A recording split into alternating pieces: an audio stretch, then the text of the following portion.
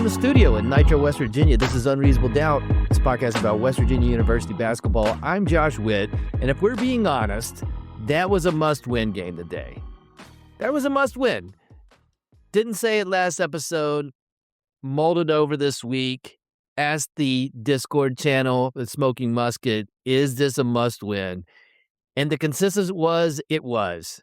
You've got a 2-game road trip coming up that includes Arizona, who might be better than Iowa State and Kansas and Houston, who are all really good teams. And when you're a favorite at home, you got to win. And if that was a must-win game, then West Virginia is now 2-0 in must-win games. They beat the Buffaloes 72-61, and they did it in style. Those white retro jerseys were fantastic. They look possibly even better than the blue retros. That navy blue number with the gold outline, you've got the West and then the number and then Virginia, which feels like everything's in order. And that was perfection. And I hope it's not the last time we see those jerseys. One could argue that those should be the jerseys. The different color blue, I don't know if you can pull that off all the time. Those you can pull off all the time. And I get it. Money and Nike. But also, I mean, look at football. Even look at college basketball. Sometimes you just got it right. Duke, they got different colors and stuff. It's the same jersey, right? Green Bay Packers, it hasn't changed. It's fine. Chicago Bears are in the playoffs. That logo is fine. Boston Celtics, it's fine. West, number, Virginia, that's what it should be. It's fine. But West Virginia wins 72-61. And this was the Treysen Eaglestaff game. And if you had to bet at the end of the season, will this be the Treysen Eaglestaff game? I wouldn't want to take that bet. Like, he scored more in the game before today, but not against this level.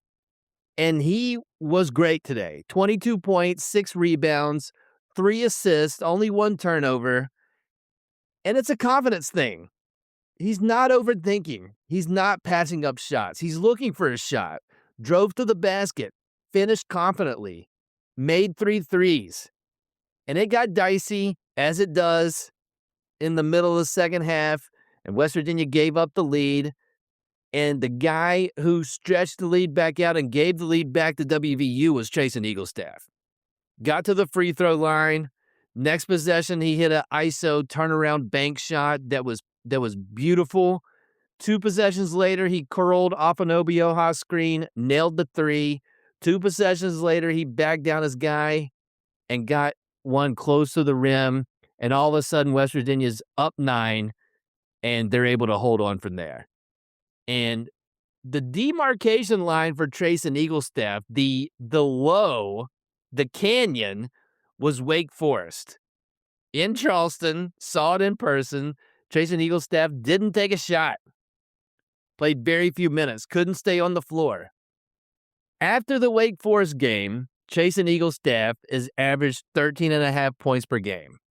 And he's been in double-digit scoring in 5 of those 8 games after the Wake Forest game. The 10 games, including Wake Forest, Treysen Eaglestaff averaged 7 points a game. And so there's a clear difference. Something happened. That Wake Forest game happened.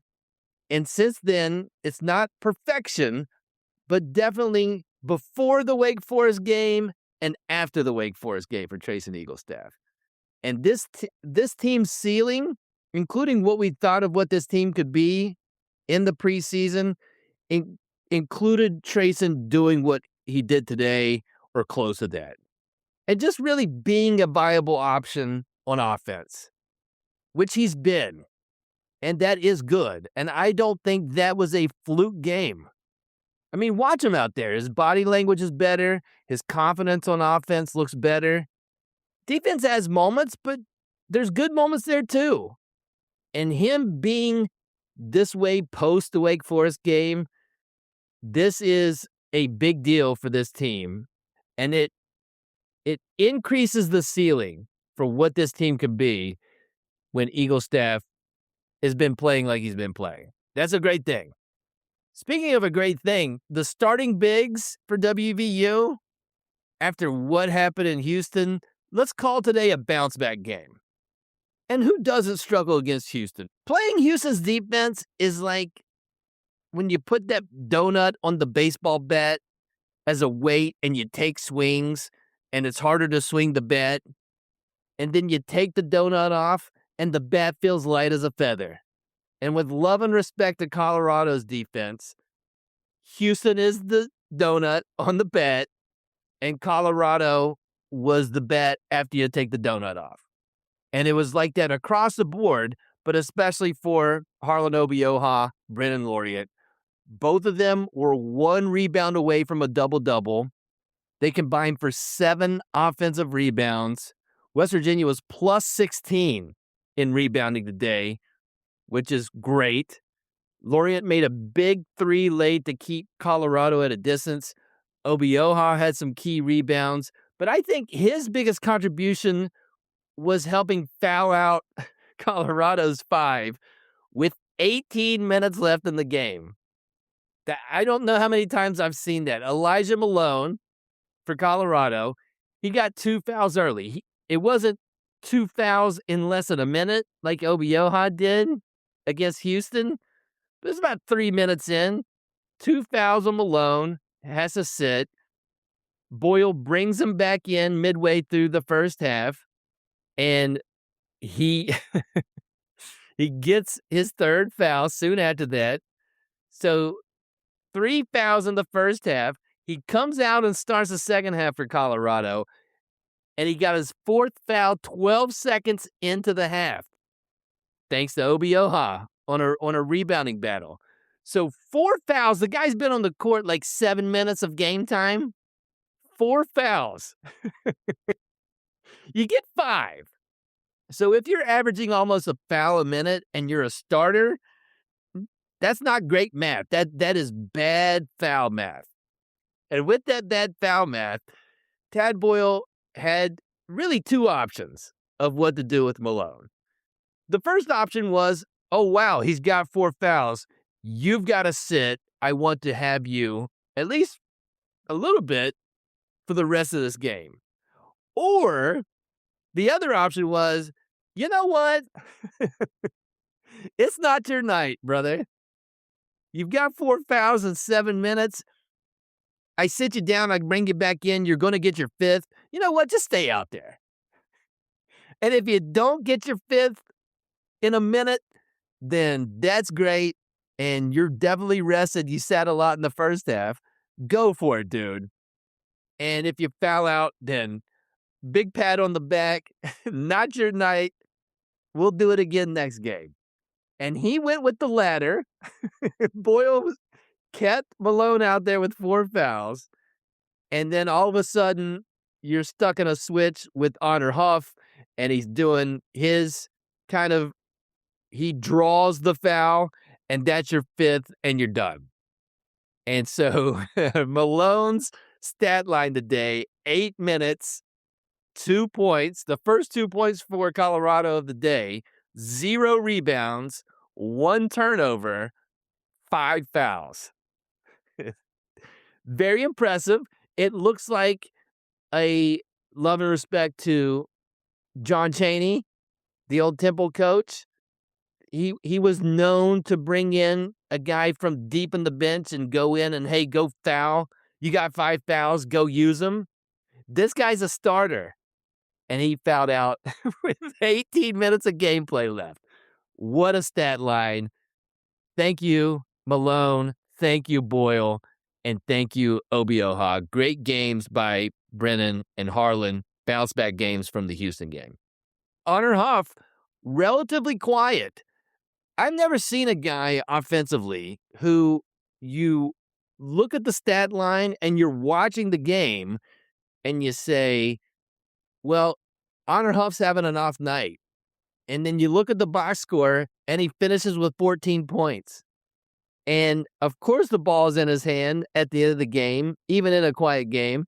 He shoots that crazy turnaround three that banked in, and he has a gift.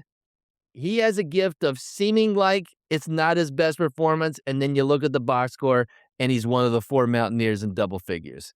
And he's got the ball in his hands at the end of the game, and he's making free throws, and all of a sudden, double digits, 14 points. It's quite a skill. And you feel like if you're the opposing team, hey, we defended Honor Huff well. And yet, the stats beg to differ. And Jasper Floyd only had 1 turnover, and Amir Jenkins didn't have any. So 1 turnover combined between your 2 point guards. That's really good.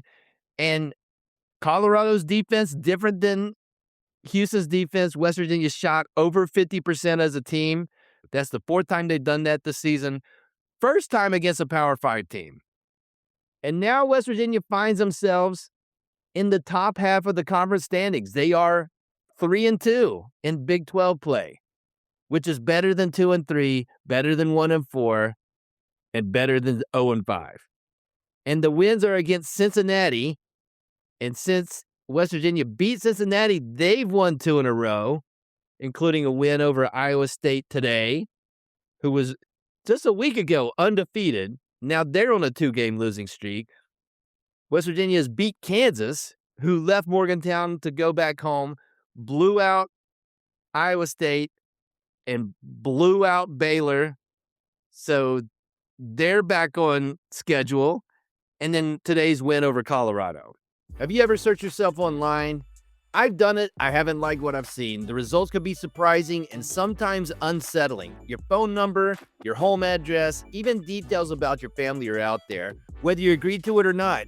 That's because data brokers are collecting and selling your information to marketers, scammers, and basically anyone willing to pay. Aura fights back. They remove your personal data from broker sites and keep it off. Aura also alerts you fast if your information shows up in a breach or on the dark web. And if your identity is ever stolen, you are backed by up to $5 million in insurance and 24/7 US-based fraud support to help you recover quickly. Right now, you can try Aura free for 14 days when you visit aura.com/remove. That is enough time for Aura to start removing your personal information from data broker sites. Sign up today at aura.com/remove and get the peace of mind that your privacy, identity, and finances are safeguarded. That's aura.com/remove. Certain terms apply. See the site for details. And you look at the bracket matrix right now, you're not going to see West Virginia. So not even on the bubble right now. And that's fair. That's fair given what they did in the non-conference schedule. How can they get into the bracket matrix? Let's look at that now. We're in the middle of January. You flip the calendar as February. You flip the calendar as March. So we're 2 more flips, and we're at the end of the season. It's moving really fast, as life does. And to get in the NCAA tournament, you got to have your name somewhere on that bracket matrix. And that's what we need to look at right now. How can they do that? Is it feasible? They are up against it. They did not do themselves any favors going 1-4 against Power 5 non-conference teams. Are they in the bracket matrix if they can pull out that win in Cleveland and somehow hold on against Clemson? They're firmly in the bracket matrix. Possibly, and this doesn't mean anything, but those 2 wins, I think, have them by bracketologists in the NCAA tournament. Like, not even a bubble. Like, they're looking pretty. But they don't. They did what they did. And so now you've only got Big 12 games to play. Remember last season? I hate to keep bringing up last season, but it's the most recent memory we have of West Virginia in relation to the bracket matrix. West Virginia was firmly in the bracket matrix last season, did not make the NCAA tournament, and they had a resume where they did have impressive non-conference wins, and they had 10 Big 12 wins. They went 10-10 in the Big 12, and they were the first team left out of the NCAA tournament. So 3-2, 13 Big 12 games left. Let's be realistic. Let's sprinkle some optimism on this exercise and figure out the path to not being in the NCAA tournament, but just having their name in the bracket matrix. How do they do that? Well, first things first, of these 13 games left, you're currently a favorite in 4 home games. And I would argue you need to win all 4 of those. And if you don't, you've got to win a road game to make up for any of these home favorite games that you lose. There's 4 of them. 2 are back-to-back when you get back from Arizona. Kansas State, Baylor. West Virginia will be favored as of right now in those 2 games. Utah, who's the basement team, and Central Florida. Can West Virginia get at least 3 of those 4 and possibly all 4? It's not going to be easy, but in theory, they could do that. And let's say West Virginia gets all 4 of those. Let's say they do that. They have 3 Big 12 wins now. That gets you to 7. 18 Big 12 games this season. We dropped from 20 to 18. So that gets you to 7. And if you lose the rest of them, you're 7-11. Not good enough. Not bracket matrix material. What else you got to do? You got 2 other home games against where you're going to be an underdog. Texas Tech and BYU. I watched those 2 teams play tonight. Both very good at basketball. Texas Tech in a back-and-forth game, pulled away late in Lubbock. And I would say West Virginia has to win at least one of these 2 games. It's going to be hard to beat either one of these teams, but you got to get one of these 2. This is the good win on the resume. You have a good win against Kansas. You need at least one more. And having on your resume beating BYU or Texas Tech is a feather in your cap. They'll be underdogs in both of those games. Got to get one. Again, because of having a goose egg in impressive non-conference wins. You got to get one of these. And if West Virginia does that, now we're at 8-10. We're closer to 500 in the Big 12. And then you've got the final step. And the final step is to mix in some road wins. I'd be happy with a couple. Because if West Virginia is at 8 with those scenarios and you win a couple of road games, then you have a winning record in Big 12 play. There's 7 road games remaining. 2 feel borderline impossible. Arizona, as I mentioned, better than Kansas, better than Iowa State, possibly better than Houston. You go to Arizona, that's a problem. Then, I don't care, throw out the records with TCU. There's a frog court curse. Unfortunately, West Virginia does not leave Fort Worth with wins since Jamie Dixon's been there. There's 5 other road games. Arizona State, which is next, Cincinnati, Central Florida, Oklahoma State, and Kansas State. Now, keep in mind, as of this recording, West Virginia is 0-6 when they don't play in the Hope Coliseum. They have 0 neutral wins and 0 road wins. So this is the piece of the puzzle that's the toughest one for me to wrap my head around. And the reason is West Virginia, beating Texas Tech or BYU, they beat Kansas. And Kansas may not be as good as Texas Tech or BYU, but they're really good, confirmed. So it's not shocking for West Virginia to beat a good team at home. Let's revisit the possibility of winning a road game when they win one. You see what I mean? Like, I'm saying you got to win a couple of road games. And I can't wrap my head around 2 because they haven't done 1. So start with 1.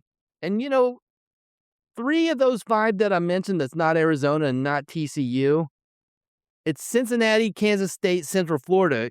Those are the three teams you play twice. You've already beat Cincinnati. So in this scenario, you've got to sweep a team, which is always difficult to do, to win your game at home and then go to their place and beat them. So let's see them do that once and revisit this part of it, because this is the problem. As of right now, if they follow the current script of not winning games that aren't in the Hope Coliseum, then West Virginia, the best they can do is 9 Big 12 wins. And that means you beat Texas Tech at home and you beat BYU at home. You go undefeated at home, which is very difficult to do. But if they win one, then they're halfway to winning two. I think my math's right there. Again, the bad news is I'm having a hard time finding one because they haven't done it yet. But given what they did in the non-conference schedule, if West Virginia gets the 9 Big 12 wins, maybe that gets you in the bracket matrix. It does not get you on the right side of the bubble or even in a good bubble conversation. You're not in the first 4 out or next 4 out. You just get your name in the bracket matrix. That one of hundreds of bracketologists have said, you know what? Forget what they did in non-conference. They got 9 Big 12 wins. I've got them as an 11 seed. I think that's what you get with 9-9. Basing it on last year where they went 10-10 and had very good non-conference wins and was left out of the NCAA tournament. But if you get to 8 by winning the home games of your favorite and beating either Texas Tech or BYU, then 2 road wins get you to 10-8. And 10-8, 10-8 gets you firmly in the bracket matrix, which means that you have a chance of making the NCAA tournament. What we were going to find out in the next 13 games, plus what happens in the Big 12 tournament, is can West Virginia do that? Right now, for me, it feels unlikely, but that thought will change the first time they win on the road. And while it feels unlikely, is that crazy when you break it down like that? I would say it's not crazy. Unreasonable Doubt is under the Smoking Musket umbrella. Go to smokingmusket.com. Read posts about WVU sports, daily throwdown. Check that out. Go to the Discord. We're talking about WVU sports and other stuff on the Smoking Musket Discord. Link for that is in the show notes. Listen to West by Pod, the WVU football podcast under the Smoking Musket umbrella. Do all that stuff. Smoking Musket. The next game for WVU is Wednesday, 9 p.m., West Virginia's first game on the streaming service Peacock. This is the first Peacock basketball for WVU, so get your subscription if you're not already a Peacock subscriber. Yes, West Virginia plays 2 Peacock games. Yes, they're exactly 1 month apart. So you're paying, if you're not a Peacock person, you're paying for 2 months. So you might as well go ahead and get that subscription if you don't have it already. West Virginia is going to Tempe, Arizona, and they're going to play the Arizona State Sun Devils, coached by one Bobby Hurley. And Arizona State, in the West Virginia resume last season, one of the bad losses was home to Arizona State. And the good news is that hardly nobody that we're going to recognize played in that game last year, West Virginia versus Arizona State. Everybody moved on, lots of transfer guys. Outside of that, I don't think this is a good spot for WVU. Arizona State will most likely be 1-4 in Big 12 play, and they played Arizona pretty well earlier this week and lost. And then tomorrow, as of this recording, they play at Houston, which we all know, problem. So they're probably going to lose that. And just like West Virginia today, coming off of Houston. WVU gets Arizona State coming off of Houston. So WVU got to take the donut off the bat today. Arizona will get to do the same on Wednesday. Have not watched 1 minute of Arizona State play. The stats say they are not good at defense. Every Big 12 team, and they play fast, but every Big 12 team they played so far has broke 80, including Colorado. This Colorado team went to Tempe a couple weeks ago and scored 95 points. West Virginia at home was able to break 80 against Kansas. The road has been difficult, as we've established, 0 wins away from the Hope Coliseum. So the question is, can West Virginia break 80 in Tempe and get their first road win of the season and be 4-2 in the Big 12? And I start frothing at the mouth in front of this microphone? We'll find out. That's it for this episode of Unreasonable Doubt. Listen on all the platforms, or just pick one: Apple Podcasts, Spotify Podcasts, Overcast Podcasts, Amazon Podcasts, YouTube. Until next time, I'm Josh Witt. WVU for the 2025-2026 season, they have 12 wins and they have 6 losses.